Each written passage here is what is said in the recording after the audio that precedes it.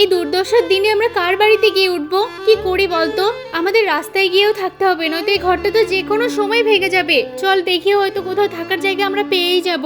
ভাই, মেঘের অবস্থা দেখে মনে হচ্ছে যে কোনো সময় বৃষ্টি আসতে পারে। হ্যাঁ, এখানে আশেপাশে কারোর বাড়িও দেখছি না যে সেই বাড়িতে গিয়ে উঠবো। চল ওইদিকে গিয়ে বরং দেখি। ভাই, ওইটা সেই দাদির বাড়ি না? আমরা বরং ওখানেই যাই। না না, দাদির মেয়ে অনেক বড়লোক হয়ে গেছে, আমাদের মতো গরিবকে দেখলে ঢুকতে দেবে নাকি?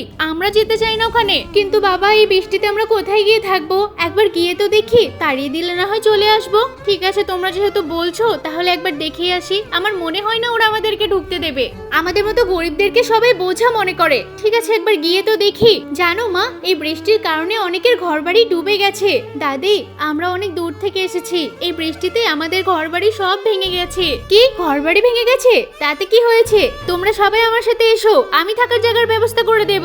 আজকের থেকে তোমরা সবাই এই ঘরে থাকবে, আমি তোমাদেরকে কিচ্ছু বলবো না।